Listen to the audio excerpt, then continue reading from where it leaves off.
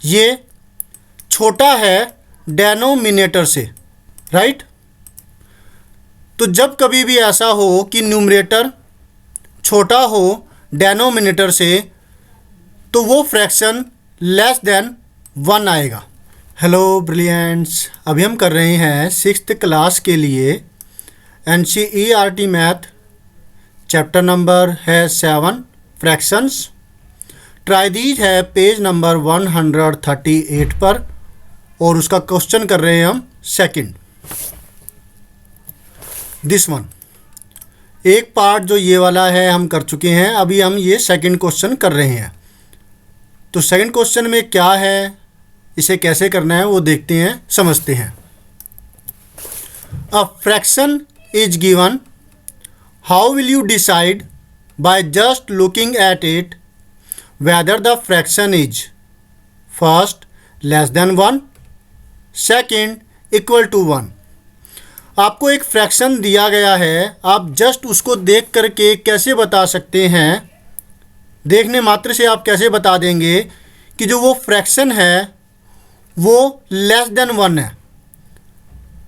ए part के अंदर ये पूछा गया है और बी पार्ट में पूछा है कि वो इक्वल टू 1 है। तो इसके लिए पहले हम कुछ एग्जांपल्स अपनी तरफ से ले लेते हैं, फिर हम डिसाइड करेंगे कि ये क्या चीज़ है, इसको कैसे लिखेंगे, ठीक है। तो कोई फ्रैक्शन लेस देन 1 तब होता है जब 5/6, जैसे ये है, यहाँ पर जो ये न्यूमरेटर है ये छोटा है डेनोमिनेटर से, राइट। तो जब कभी भी ऐसा हो कि न्यूमरेटर छोटा हो डेनोमिनेटर से, तो वो फ्रैक्शन लेस देन 1 आएगा। आप कई सारे और एग्जांपल्स देख सकते हैं, जैसे कि मैंने 8 ले लिया और नीचे क्या है, इससे बड़ी कोई वैल्यू लूँ, चाहे 9 लेता हूँ, चाहे 8 मैं 13 लिखता हूँ, चाहे कोई भी ऐसा फ्रैक्शन, चाहे देखिए अब 9 का केस ले लें तो नीचे 10 लिख देता हूँ। तो अब आप देखिए कि ये जो वैल्यू है ये लेस देन 1 ही आएगी।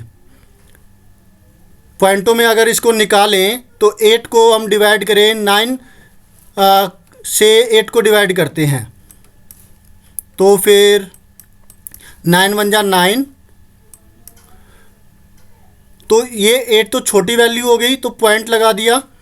8 को डिवाइड करें तो ये कहाँ तक जा रहा है, 9 8 जार 72, 9 9 जार 81, बड़ी वैल्यू हो जाती है 8 जार, 9 8 जार 72, बचा यहाँ पर 8, डेसिमल के बाद की डिजिट ली अगर तो 8 बचा, फिर दोबारा से 8 8 ऐसे आता चला जाएगा। तो ये 0.8 जो है ये 1 से तो लेस ही है। इसी प्रकार से कोई भी नंबर आप निकालेंगे तो उसकी ऐसी ही वैल्यू आएगी। तो बस सीधा सा सारांश इसका यही है कि कोई फ्रैक्शन के अंदर अगर मान लेते हैं न्यूमरेटर छोटा हो डेनोमिनेटर से, तो फिर जो फ्रैक्शन होगा होल वो होगा 1 से लेस। अब ऐसे नहीं कि अगर मान लिया 1 3/4 आ गया हो, तो यहाँ पर न्यूमरेटर ये नहीं, ये तो मिक्स फ्रैक्शन है, तो ये तो बड़ा ही रहेगा हमेशा 1 से, क्योंकि इसको जब हम सोल्व करेंगे मिक्स फ्रैक्शन को इम्प्रॉपर फ्रैक्शन में कन्वर्ट करेंगे, 4 1 जा 4, 4 + 3 7,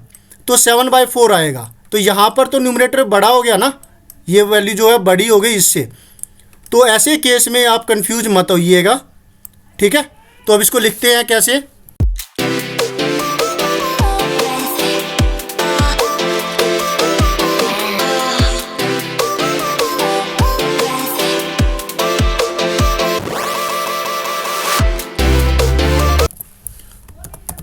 the number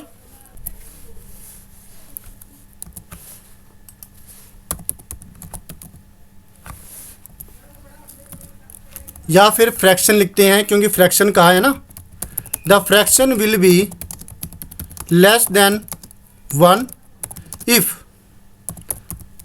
numerator is less than denominator, right. तो इसका तो आंसर ये हो गया।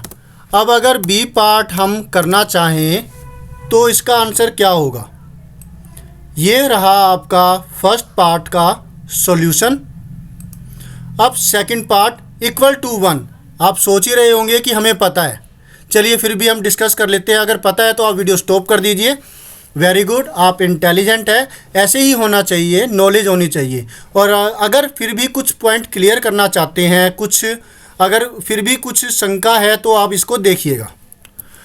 अब कोई फ्रैक्शन 1 के बराबर होगा तो ये तभी होगा, जैसे इसके बारे में बताइए। जैसे 5 है, मैंने लिखा 5 अपॉन में 5, तो इसको अगर हम काट दें तो 5 1 जा 5, 5 1 जा 5, कट करके हमें 1 मिल जाएगा। इसी तरीके से अगर हमने ये नंबर लिया जैसे कि 101 बाय में 101, तो ये भी कट करके आपको क्या मिल जाएगा, 101 जार 101 जार, तो यहाँ पर भी 1 मिलेगा। इसी प्रकार से कोई भी ऐसा फ्रैक्शन जिसमें जो न्यूमरेटर है वो बराबर हो जाए किसके, डेनोमिनेटर के, इजिकल टू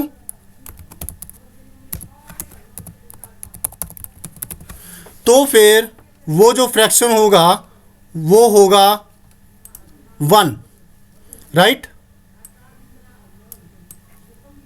ये रहा न्यूमरेटर इजिकल टू, अगर डेनोमिनेटर हो रहा है तो वो फ्रैक्शन 1 के बराबर होगा। क्लियर है? वेरी गुड, ठीक है। होप सो आपको अच्छे से समझ में आ गया होगा। फिर भी अगर कुछ कमी रह गई हो तो आप क्वेश्चन कर सकते हैं, कमेंट कर सकते हैं, मैं उसका जवाब देने की पूरी कोशिश करूंगा। Thank you students for watching your on video.